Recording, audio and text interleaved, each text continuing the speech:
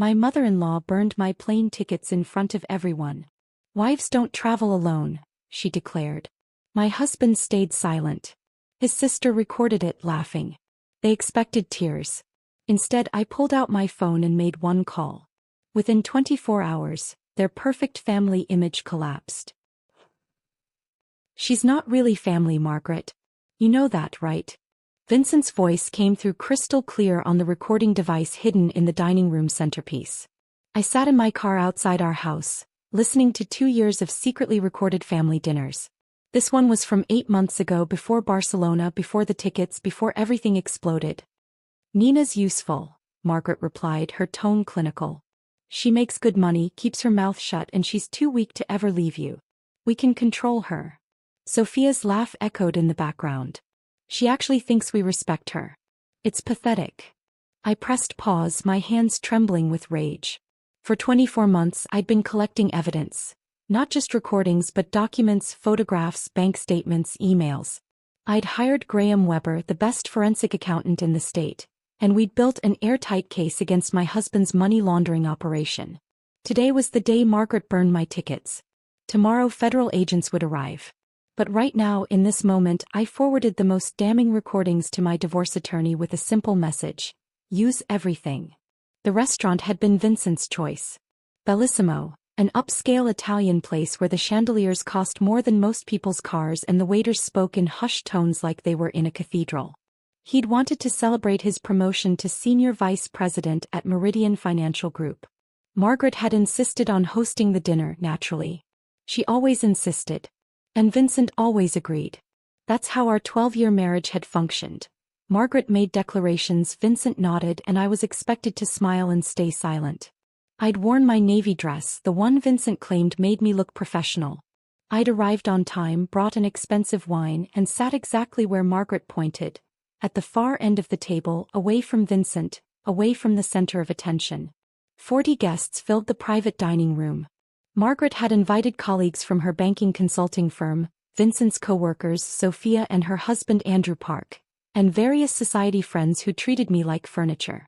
The evening progressed normally until dessert arrived.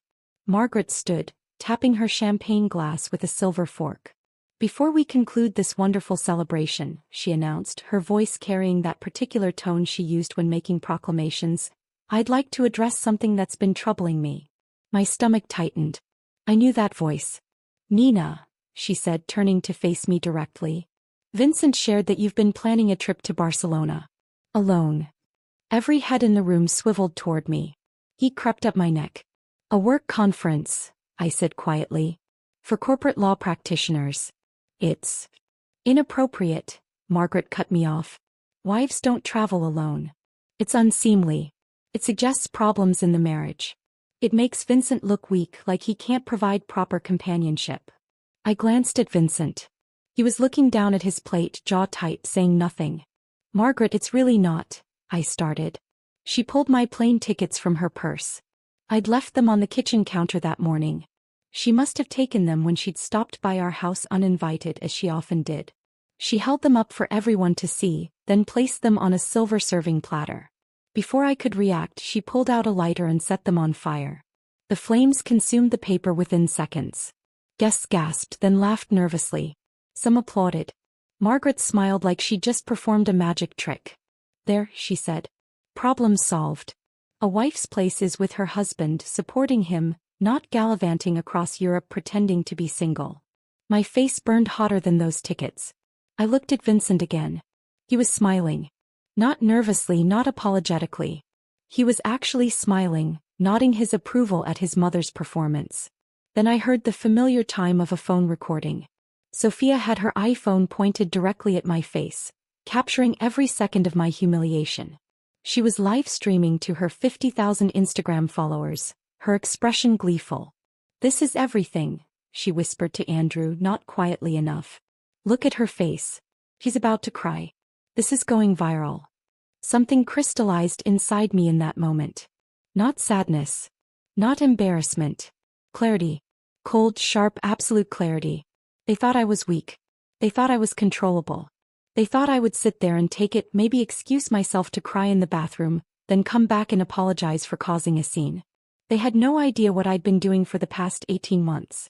I reached into my purse and pulled out my phone. Every eye in the room watched me, expecting tears or drama. Instead, I smiled calmly and dialed a number I'd memorized months ago. "Graham," I said, my voice steady and clear. "It's time. Send everything." Graham Weber didn't ask questions. He'd been waiting for this call. "Confirmed," he said. "SEC and FBI will have the files within the hour. The reporter contacts will have their packages by morning." I hung up and placed my phone on the table. Then I looked directly at Margaret. "Thank you for such a memorable evening." I stood, picked up my purse and walked out of that restaurant with my head high. Behind me I heard confused murmurs. Sophia laughing.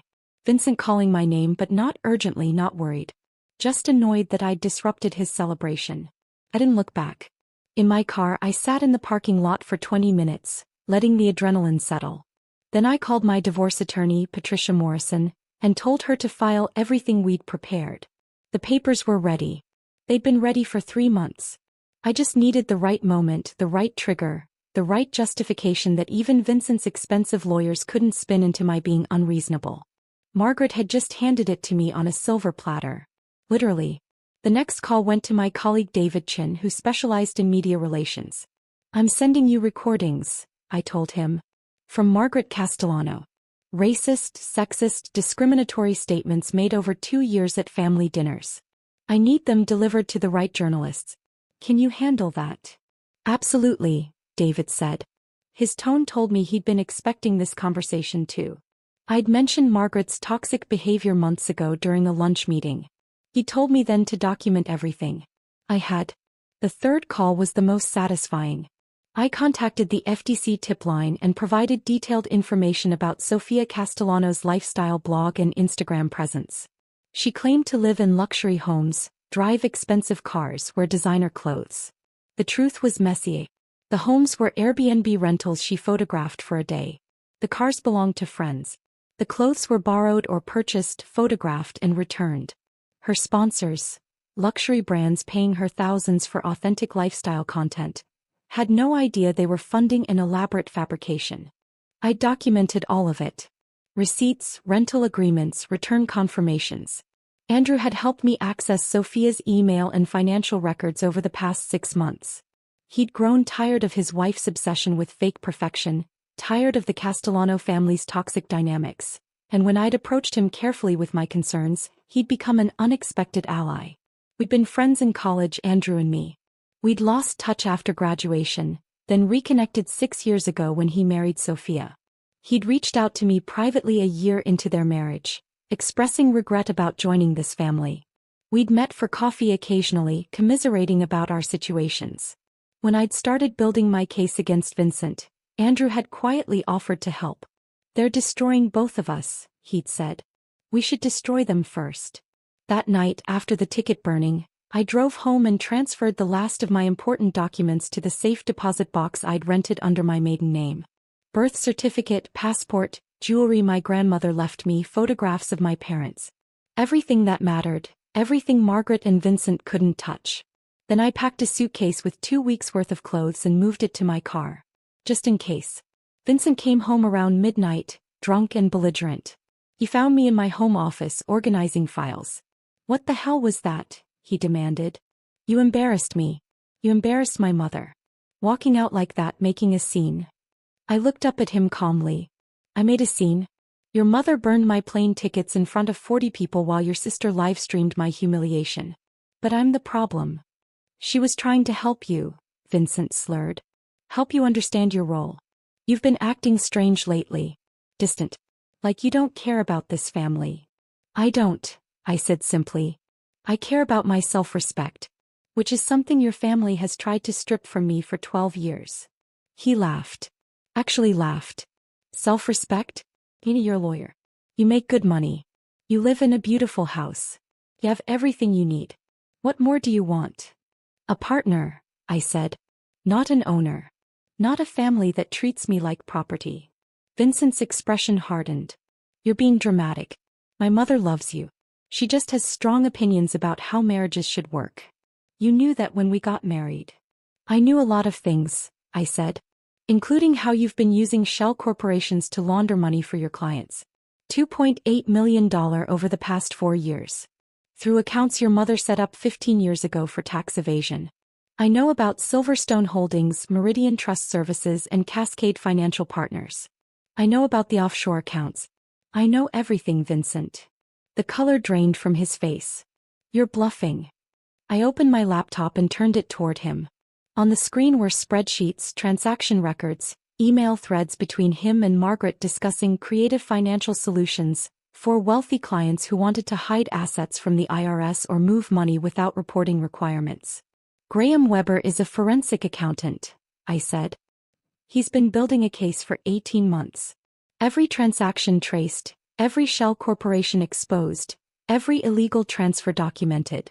The SEC and FBI received his full report tonight. So did my divorce attorney. Vincent lunged for the laptop. I closed it quickly and stood. That's a copy, I said. Everything's backed up in multiple locations. You can't destroy the evidence. It's already out there. He stumbled backward, hitting the desk. Nina, wait. Let's talk about this. I can explain. No, I said. You can't. Because there's no legitimate explanation for money laundering. There's no excuse for what you've done. And there's no apology sufficient for how you've treated me. I walked past him toward the bedroom. He didn't follow. He just stood there staring at the closed laptop, probably calculating how much trouble he was in. Probably already planning to call his mother. I didn't sleep that night.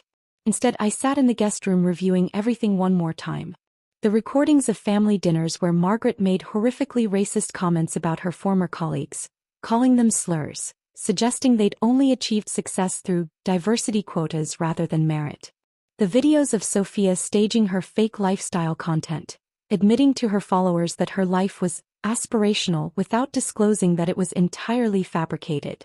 The bank statements showing Vincent's illegal transactions. The corporate documents proving Margaret had created these shell corporations specifically to evade taxes and that she'd been the mastermind behind the entire operation. Everything was documented. Everything was ready. Everything was about to explode. The next morning, federal agents arrived at Vincent's office at 9:07 a.m. I know because Patricia called me immediately.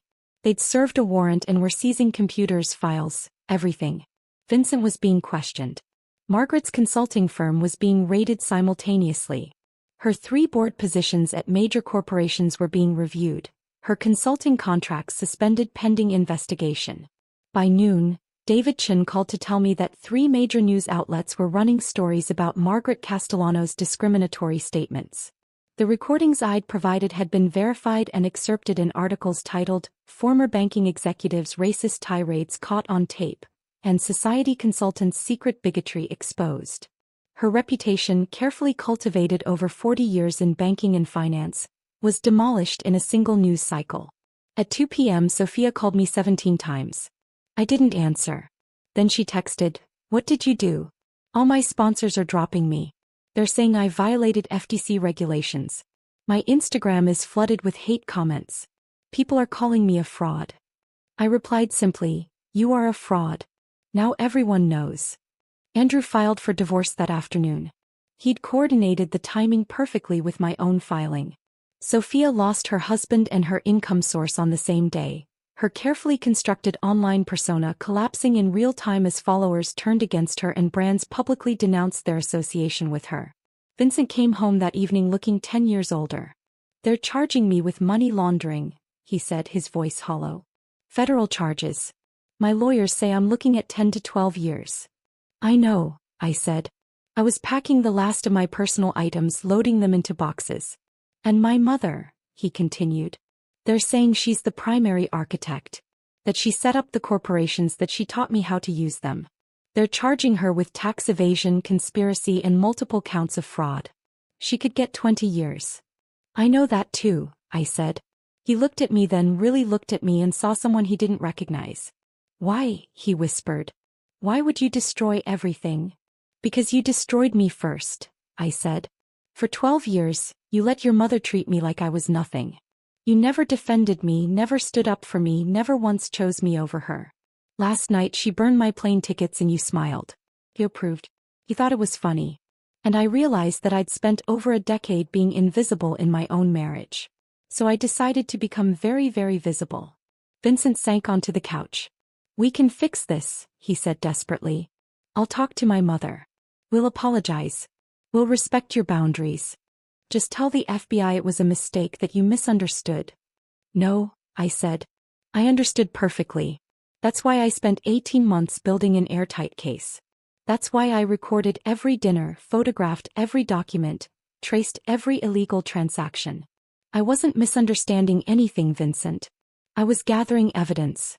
And now you're going to face the consequences of what you've done." I picked up my last box and walked toward the door. "Nina," he called after me. "Please. I love you." I turned back to look at him one last time. "No, you don't. You never did. You loved having someone you could control. Someone who made good money but stayed quiet. Someone useful. That's what your mother called me in one of those recordings. Useful. Well, I'm useful to myself now. Not to you." I left our house that night and never went back. The legal proceedings took months. Vincent's trial was scheduled for early spring. Margaret faced even more serious charges, and prosecutors were confident about conviction. Sophia's lifestyle blog collapsed completely, her sponsorships gone, her followers dwindling from 50,000 to less than 3,000 within weeks. Andrew's divorce from her was finalized quickly since they had no children, and he could prove she'd been fraudulently representing their financial situation.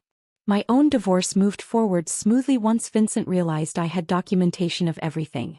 He agreed to my terms without contest. I kept the house, half the legitimate assets, and my retirement accounts. He kept his legal bills and his criminal record. On the day of Vincent's arraignment, I was on a plane to Barcelona. I'd rebooked the conference trip, upgraded to first class, and extended my stay to 2 full weeks. As the plane lifted off from LaGuardia, I looked out the window at New York City spreading below me and felt something I hadn't felt in over a decade. Freedom. The tickets Margaret burned had been paper. The ones I held now were digital, untouchable, mine alone. She'd thought she could control me with that theatrical gesture, could put me in my place with fire and public humiliation. Instead, she'd ignited something far more dangerous: my determination to reclaim my life. In Barcelona, I walked through the Gothic quarter alone, ate at small restaurants where nobody knew my name, attended conference sessions where colleagues respected my expertise, and slept peacefully for the first time in years. I didn't check my phone obsessively. I didn't worry about Vincent's schedule or Margaret's expectations or Sophia's judgments. I simply existed. As myself. For myself. When I returned to New York 2 weeks later, Vincent had been formally indicted. Margaret was awaiting trial, her consulting firm shuttered, her society connections severed. Sophia had moved back in with her parents, posting occasional sad girl aesthetic photos that received dozens of sympathetic comments from the few followers who remained. I'd received 3 job offers during my time in Barcelona. Corporate law firms who'd been impressed by my conference presentations and wanted to recruit me. I accepted the best one, negotiated a significant salary increase, and started my new position a month later. Andrew and I met for coffee in late summer. He looked lighter somehow, unburdened. "Thank you," he said, "for giving me an excuse to get out. I should have left years ago." "We both should have," I said. "But we're out now. That's what matters." He raised his cup. "To new beginnings." I clinked my cup against his. "To being useful to ourselves." Vincent was sentenced to 12 years in federal prison. Margaret received 15. Their appeals were denied. The shell corporations were dissolved, the laundered money traced and returned to the IRS, the legal fees astronomical enough to drain their remaining assets. The house Vincent's family had been so proud of, the one Margaret had helped them buy with money from her illegal schemes, was seized and sold at auction. I didn't attend the sentencing. I didn't need to see their faces or hear their statements or witness their downfall in person. I'd already moved forward. The past was just that, past. Sometimes people ask me if I feel guilty about what happened to Vincent and Margaret and Sophia. I tell them the truth: I don't. I didn't commit crimes. I didn't launder money or evade taxes or defraud sponsors. I didn't humiliate anyone publicly or treat anyone like property. I simply refused to remain silent about their actions. I documented the truth and made sure the right people saw it. They destroyed themselves. I just held up the mirror. A year after everything fell apart, I booked another trip. This time to Prague. Then Paris. Then Tokyo. I traveled alone, extensively, and nobody burned my tickets or questioned my right to explore the world. Because I'd learned the most important lesson of my life. The only person who could control me was me. And I chose freedom. Margaret had declared that wives don't travel alone. She'd been wrong. This wife traveled everywhere, whenever she wanted, answerable to nobody but herself. And every trip I took, every border I crossed, every new city I explored, it all felt like victory. If Nina's powerful revenge gave you chills, smash that like button and subscribe for more incredible stories of justice. My favorite part? When Nina calmly made that one phone call while they expected tears. What was your favorite moment? Comment below. I read every single one. Your support means everything.